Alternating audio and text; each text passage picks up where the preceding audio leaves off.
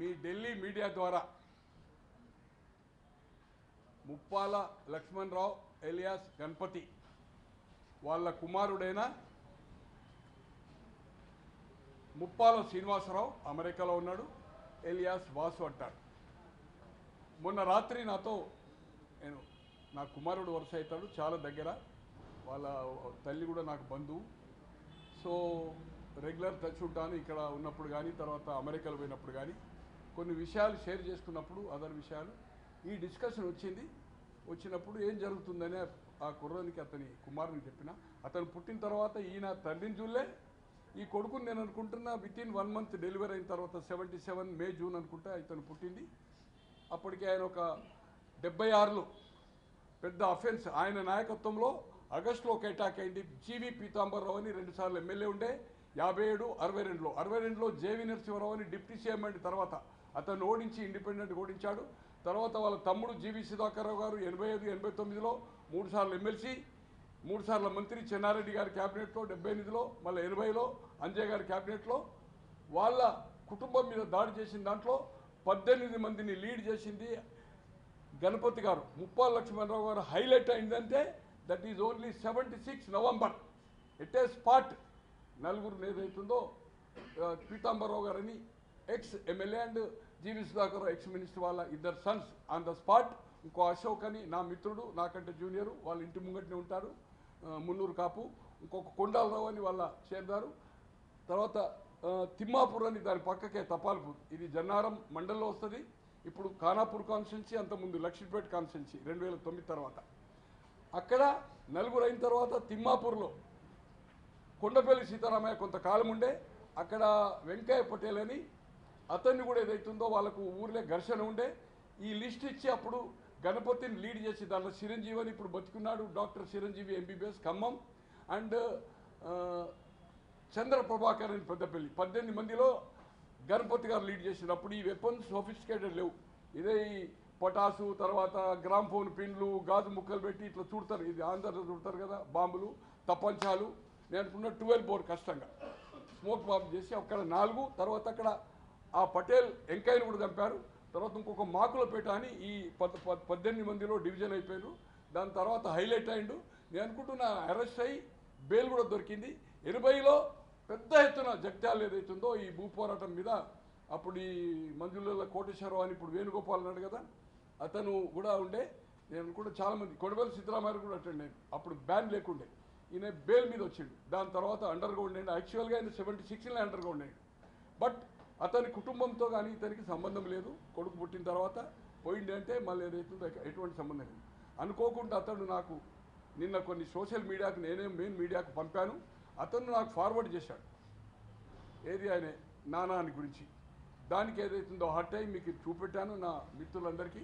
నా phone black చేశాడు, media అంటే ఇంట్రెస్టెడ్. 2005లో రాజశేఖర రెడ్డి గారు ఈ చర్చలకు పిలిచినప్పుడు కొమ్మినేని శ్రీనివాసరావు గారు అప్పుడు ఆంధ్రజ్యోతిలో ఉండి వారు ఏదైతుందో ఏపీఎన్ స్టార్ట్ కాలేరు, ఎంతో రిక్వెస్ట్ చేస్తే ఏడ్చుకుంటూ ఇంటర్వ్యూ ఇచ్చాడు. ప్రేమ గారు TV9లో ఉండి, వారు నాకు పరిచయం లేదు.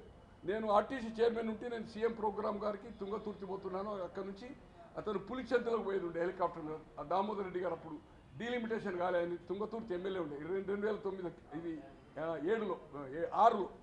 అయితే అనుకోకుండా ప్రేమ గారు కూడా ఇచ్చినాము. తర్వాత 2020లో ఒక నేషనల్ మీడియాలో హిందుస్థాన్ సహా టైమ్స్ ఆఫ్ ఇండియాలో ఇప్పుడు ఏదైతే ఫోటోగ్రాఫ్ గణపతి గారిది కనపడుతుందో అదే ఫోటోతో లొంగిపోతుండనేది ప్రచారం జరిగింది. ఇప్పుడు ఎట్లయితే జరుగుతుందో ఇది 6 years బ్యాక్ కూడా. విజయ్ గారని ఈనాడులో ఉండి ఇప్పుడు TV5లో ఇంకా ఉన్నారు. అతను నన్ను రిక్వెస్ట్ చేశాడు ఇంటర్వ్యూ ఇప్పిమని. అప్పుడు అమెరికాలో ఉండి కుర్రోడు. అలాగే క్రానికల్లో కృష్ణారావు గారు బాబాయ్ ఆంధ్రప్రభలో, ఈనాడులో, తర్వాత ఇండియన్ ఎక్స్ప్రెస్ ఉండి చనిపోయాడు. చారి గారని ఈనాడులో ఉండే, ప్రభలో ఉండే, ఇండియన్ ఎక్స్ప్రెస్ ఉండే క్రానికల్. వాళ్ళు అడిగితే నేను రిక్వెస్ట్ చేస్తే ఇంటర్వ్యూ ఇవ్వలేదు. మొన్న కూడా నాకు రాత్రి అయింది, నిన్న ఫార్వర్డ్ చేసినందుకు ఆ పిల్లగాడు హర్ట్ అయ్యిండు. నేను మీడియా కోసం అనేది అవుతుందో వాళ్ళ బంధువులు మాట్లాడితే, వాళ్ళ ఫ్రెండ్స్ మాట్లాడుతుంటే నేను అనుకోకుండా నేను ప్రకాష్ రావు బాబాయ్కి ఏదైతుందో పంపాను, ఏదైతుందో దాన్ని ఫార్వర్డ్ చేసి నాకు సంబంధం లేదు, నేను మీడియా కోసం అనేది ఎమోషనల్ అయిపోయాడు. సరేలేదు నానా అనేది పెట్టాను, మీరు చూశారు పేపర్లో. నేను మీ మీడియా ముఖంగా అంటే వాళ్ళ బంధువులకు వాళ్ళ ఫ్రెండ్స్ పంపిస్తే ఆయన చూస్తాడు. నేను చేతులు జోడించి వాసు శ్రీనివాసరావు వాసు ముప్పాల రిక్వెస్ట్ చేస్తున్నా, నాకు తప్పైంది.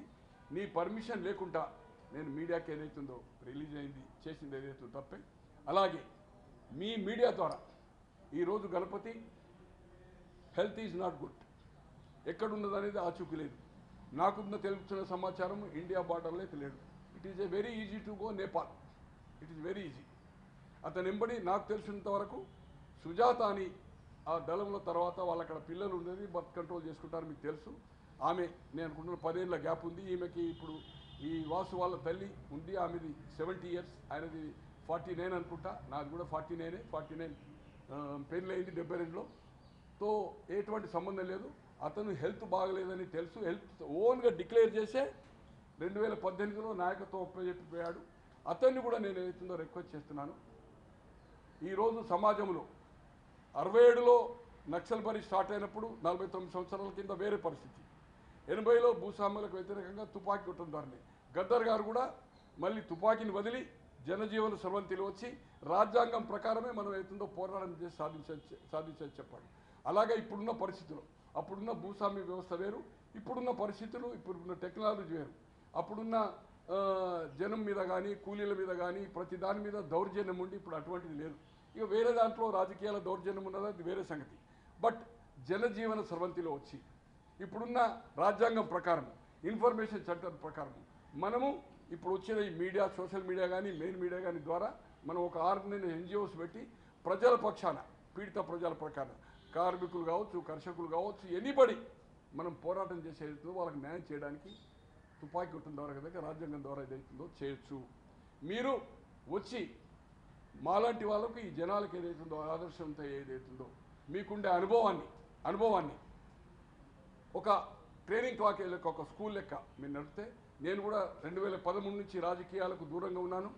నా వైపు నుంచి నా శక్తి ఉన్నంతసేపు మినిమం ఒక 200 మంది 45 నుంచి 60 ఏళ్ళ ఎలాంటి అవినీతి మచ్చ లేకుండా, అంటే నీతి రహితంగా ప్రజాస్వామ్య పద్ధతిలో మీ ఆర్గనైజేషన్ ప్రజల కోసము, ప్రజల పక్షాన ఎవరైతే ఈరోజు దోపిడీకి గురవుతుందో అది ఎవరి చేతులు అవుతుందో అనేది ఈ ప్లాట్ఫామ్ మీద నేను చెప్పదలుచుకోలేదు. వచ్చేది ఉంటే మీతో కలిసి పనిచేయడానికి నేను తయారుగా ఉన్నాను. అట్లనే ఈరోజు మల్లారాజిరెడ్డి టీవీల కథనాల ప్రకారం మాత్రము దేవ్జీ కానీ సరెండర్ అయిందని, దే ఆర్ నాట్ సరెండర్. వాళ్ళు సరెండర్ కాలేదు. వాళ్ళు ఏదైతుందో ఏదో షెల్టర్కి వస్తూ ఉంటే ట్రాకింగ్ చేసి వాళ్ళను అది చేశారు. ఈరోజున్న ఎస్ఐబిలో ఉండే కొందరు అధికారులు కానీ వాళ్ళను కన్సల్టేట్ చేసి కన్విన్స్ చేసి వాళ్ళని ఏదైతుందో ఆయుధం విడిచిపెడతాడు చేస్తే అదేంటి, కానీ వాళ్ళు లొంగిపోలే. ఇది 100% నేను చెప్పగలుగుతా. ఏది దేవిజీతో పాటుగా మల్లారాజిరెడ్డి నా మిత్రుడు. 2007లో ఆయన అరెస్ట్ అయ్యి కేరళ నుంచి వచ్చిన తర్వాత అప్పుడున్న అరవిందరావు గారి ఇంటెలిజెన్సీ, యాదవ్ గారు అయితే తర్వాత డీజీపీ అయ్యారు, ఎంతో ప్రయత్నం చేసి రాజిరెడ్డి గారికి బెయిల్ రావడంలో మళ్ళీ దళంలో పోయిన తర్వాత నేను నెంబర్ ఆఫ్ వీడియోలో చెప్పిన ఒక 3 సార్లు నాకు ఫోన్ చేశాడు. నేను నీకు మాట ఇచ్చాను, నేను చెప్పాను ఆ రోజు, నేను అప్పటికి ఆర్టీసీ చైర్మన్ మాజీ అయ్యాను, నేను రాజకీయాల నుంచి తప్పుకుంటా, మనము ఈ సమాజం కోసం ఏదైనా చేయొచ్చు. నేను కొన్ని చేసిన కార్యక్రమాలు విద్యార్థి దశలో 88 ఇంద్రకరణ్ రెడ్డి అని అక్రమ సారా మిషన్లు నడుస్తుండే, రామారావు గారు ముఖ్యమంత్రి, ఓన్లీ ఓపెన్ లెటర్, ఇంటర్వ్యూ అడుగు తీయకపోతే press release, with in 1 week అక్రమ మిషన్లు. అప్పుడు ఎలక్టెడ్ బై జిల్లా పరిషత్ చైర్మన్ మొత్తం జిల్లా ఓట్లేయాలి, ఎంటైర్ జిల్లా. KV Narayanarao chief whip, every day 3 గంటలకే పాలు తీసుకుపోతుండే స్వయంగా బిండి కుందర్బాగ్ నుంచి. అటువంటి వాణి సొంత అల్లుని బిల్లు గన్నారం 11 లక్షలు ఆపిస్తే 92లో ఆదిలాబాద్ రామచంద్ర రెడ్డి జనార్దన్ రెడ్డి క్యాబినెట్లో మైనర్ ఇరిగేషన్ మినిస్టర్ నన్ను రిక్వెస్ట్ చేసుకొని ఆయన బిల్ రిలీజ్ చేసాడు. అంటే మనము ప్రచార సాధనాల ద్వారా కానీ మనకుండే నీతి నిజాయితీ ద్వారా ఏదైతుందో ఏదైనా అన్యాయం జరిగితే అన్యాయం కోసం మనము ఆ పక్షాన పోరాటం చేసే అవకాశం ఉంది. రాజిరెడ్డి గారు నాకు మాట ఇచ్చారు. శేఖర్ అని మీ ప్రెస్ కౌన్సిల్ బషీర్బాగ్లో ఉంటుంది, ప్రెస్ కౌన్సిల్, దానికి అధ్యక్షుడు ఉండే మొన్నటి వరకు అతను ఒక ఇంటర్వ్యూ తీసుకుంటే ఆ ఇంటర్వ్యూ ఏదైతుందో కాపీ అరవిందరావు గారికి ఇస్తే అక్కడ పబ్లిక్ ప్రాసిక్యూటర్స్ ఆర్గ్యుమెంట్ చెప్పితే బెయిల్ వచ్చింది. బెయిల్ అయిన తర్వాత పోయి కూడా నాకు ఫోన్ చేసి నీకు మాట ఇచ్చాను ఏదైతుందో అని. ఇప్పుడు ఆల్రెడీ నేను కొందరితో మాట్లాడినప్పుడు నా పేరు తీసుకుంటు, కానీ ఇప్పుడు ఇంకా పోలీసు దాంట్లో ఉన్నారు. ఇంకో 10-15 రోజుల తర్వాత వాళ్ళను వాళ్ళ ఇష్టమున్న కాడికి పంపిస్తారు. అంటే వాళ్ళ కొంత ప్రమాదం కూడా ఉంది.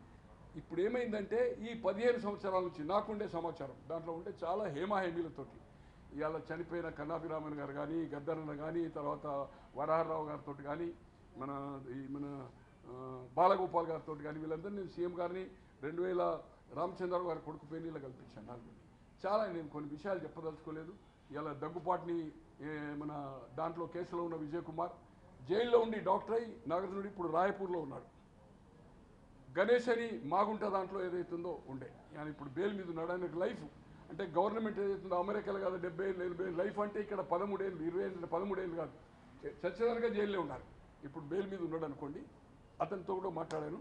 సో వీళ్ళందరికీ ఏదైతుందో సహాయ సహకారాలు నేను చెర్లపల్లినప్పుడు కానీ కూర రాజన్న కానీ వారి తమ్ముని కానీ వీళ్ళందరికీ ఏదైతుందో సహాయం చేసిన వాడిని లీగలా మంచిగా చెడ తర్వాత ఏదైతుందో వెజిటేరియన్ హెచ్చు వాళ్ళ ఫుడ్ సిస్టమ్ కానీ వాళ్ళ మెడిసిన్స్ కానీ హాస్పిటలైజ్ కానీ తో నేను ముఖ్యంగా మీ ద్వారా ఏదైతుందో గణపతి కొడుకు హట్ అయి నాకు బ్లాక్ చేశాడు. నేను మీ ద్వారా చేతులెత్తి వాసు నన్ను క్షమించాలా, నీవేదైతుందో నాపై కోపం వద్దు, నేను నీకు నష్టం చేసే పని చేయలేదు, నువ్వు మీడియాకు దూరం ఉంటావు, కష్టపడి పైకి వచ్చావు, ఆయన పైన ఆధారం లేదు, ప్రభుత్వం రేపు ఏదైనా ఆయన వచ్చి ఏదైతుందో ప్రభుత్వం రాయితీలు ఇస్తే ఏదైతుందో నీకు దానికి ఆశపడేటోది కాదు, కానీ నీకు నష్టం చేయాలని కాదు. మీ ద్వారా గణపతి గారిని నేను రిక్వెస్ట్ చేస్తున్నాను, మీరెంతైతే మిలిటెన్సీగా గన్ పెట్టి కొన్ని సాధించారో ఇప్పుడున్న పరిస్థితిలో నేను ఇంక 2 ఏళ్ళు ఉంటానా 3 ఏళ్ళు ఉంటానా, నాకు 77 ఏళ్ళు అయినాయి, తనకంటే 2-3 ఏళ్ళు పెద్ద కావచ్చు. ఒక మినిమం మిలిటెంట్స్ ఏదైతుందో ఒక 200 మందిని ట్రైనింగ్ చేసే 6 నెలలు ట్రైనింగ్ చేస్తావు ఇప్పుడు చేస్తావు. ఈ యొక్క ఇప్పుడు జరుగుతున్న సమాజంలో భూస్వాముల కంటే ఆ రోజు కంటే ఇప్పుడు దోపిడీ జరుగుతూ ఉంది, ప్రజలకు అన్యాయం జరుగుతుంది, ప్రజలు కూడా అమ్ముడుపోతున్నారు. ఓటుకు నోటు ఇలా 7 లక్షలు 7 కోట్లు 8 కోట్లు సర్పంచ్ ఎలక్షన్కు ఓటుకు 1,00,000 2 లక్షలు నడిచినాయి. మీరు పత్రికలు వచ్చినది వాస్తవం కూడా. తో దీనికోసం ఏదైతుందో సమాజం కోసం దయచేసి ఏదైతుందో మీ అనుభవాలను ఇప్పుడున్న టెక్నాలజీ ప్రకారం ఏదైతుందో ఇక గన్ను పట్టడానికి రిక్రూట్మెంట్కు తయారు లేరు. చట్టాల ద్వారా మనం ఏదైతుందో ఇప్పుడు వచ్చిన సోషల్ మీడియా ద్వారా ఏదైతుందో న్యాయం కోసం పోరాటానికి మీరు ముందుకు రావాలని, అలాగే నేను కేంద్ర రాష్ట్ర ప్రభుత్వాలకు అంటే నేను పిటిషన్స్ కూడా ఇస్తున్నాను ఇక్కడ హోమ్ మినిస్టర్ ఇంకా 10-15 రోజుల తర్వాత వాళ్ళకి ఇచ్చే రాయితీలు. ఇప్పుడు మల్లారాజురెడ్డి దేవ్జీ ఉన్నాడు, ఇతర రాష్ట్రాల ₹1,00,00,000 తెలంగాణలో మొన్న 25 లక్షలు ఇచ్చింది. ఎందరికో పారిశ్రామికవేత్తలకు, ఎందరికో కవులు కళాకారులకు, ఇలా కుల సంఘాలకు 10 ఎకరాలు 10 కోట్లు ఇస్తున్నారు. అటువంటి వాళ్ళకి ఏదైతుందో వాళ్ళ కుటుంబ సభ్యులు సఫర్ అయ్యారు. వాళ్ళు ఏమి స్వార్థం లేకుండా వాళ్ళ తల్లిదండ్రులు చనిపోయిండ్రు, వాళ్ళకి ఇల్లు లేవు, వాళ్ళ కుటుంబ సభ్యులంతా నష్టపోయిండ్రు.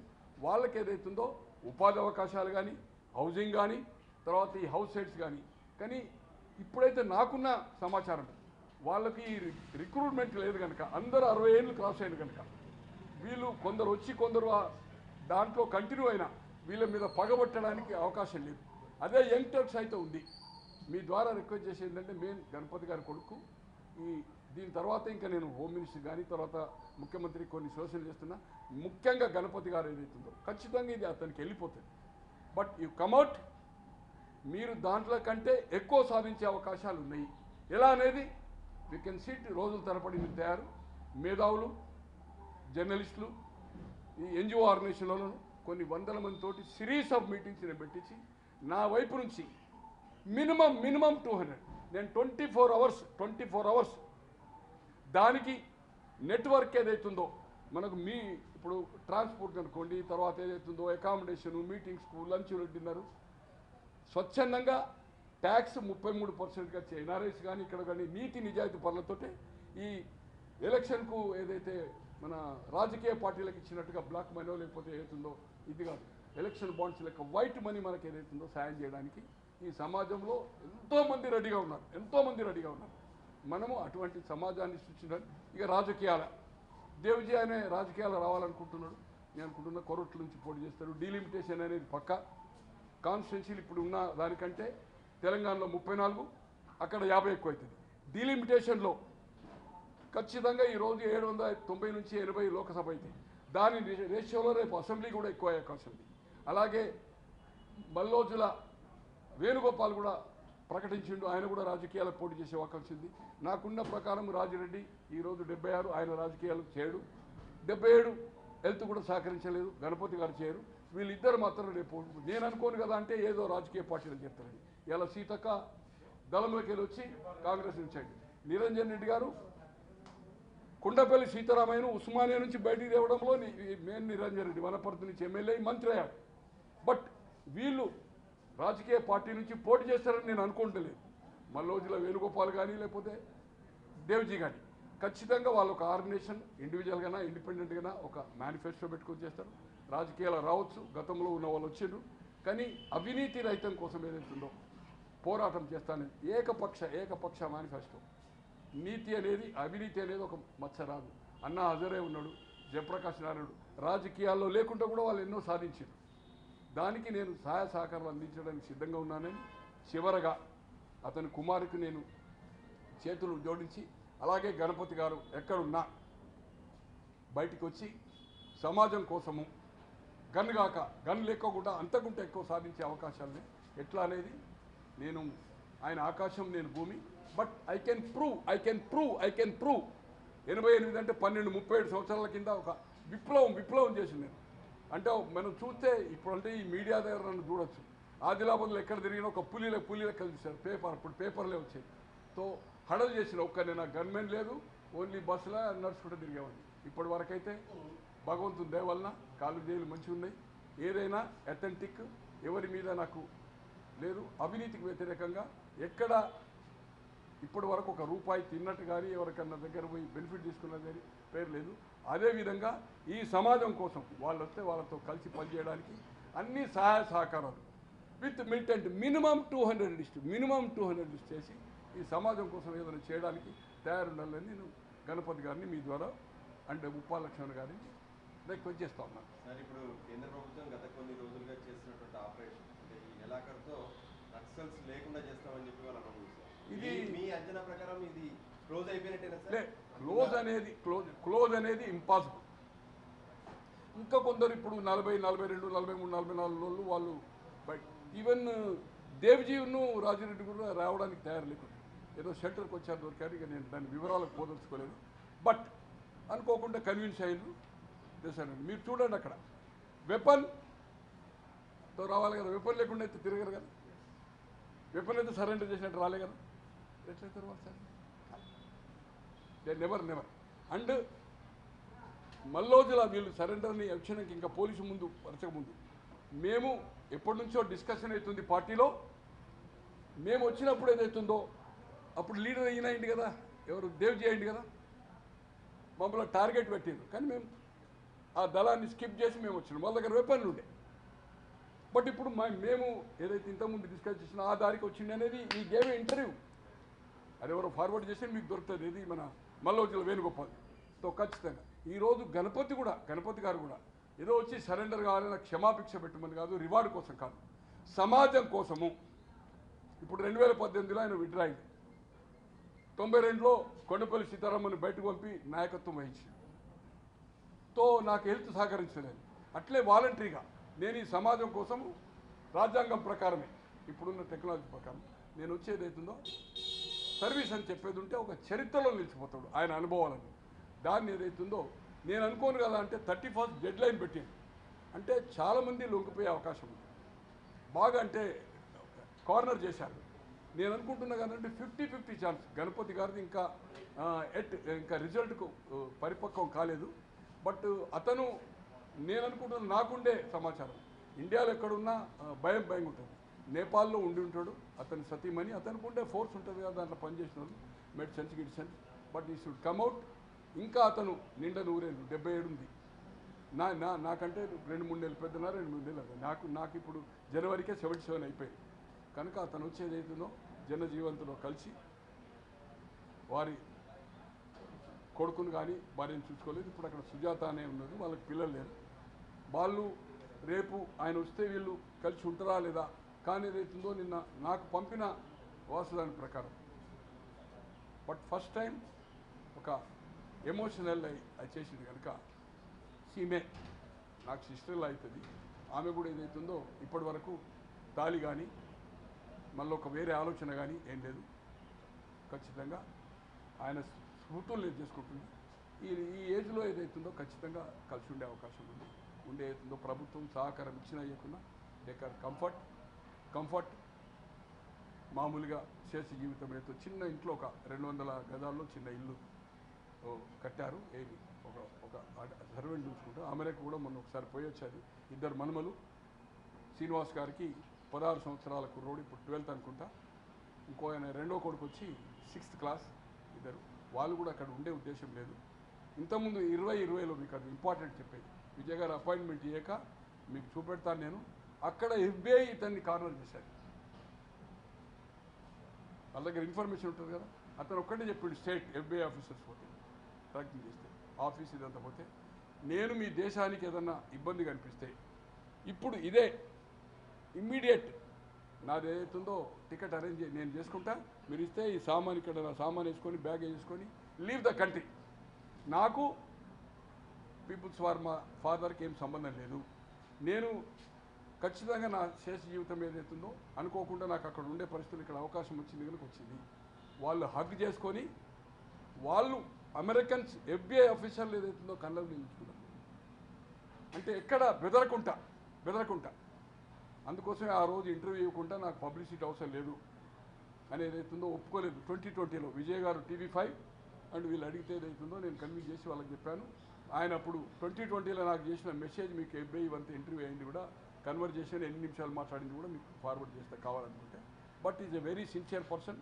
కానీ ఆయన పర్మిషన్ లేక ఇచ్చినందుకు నాకు కూడా ఏదైతుందో బాధగా ఉంది.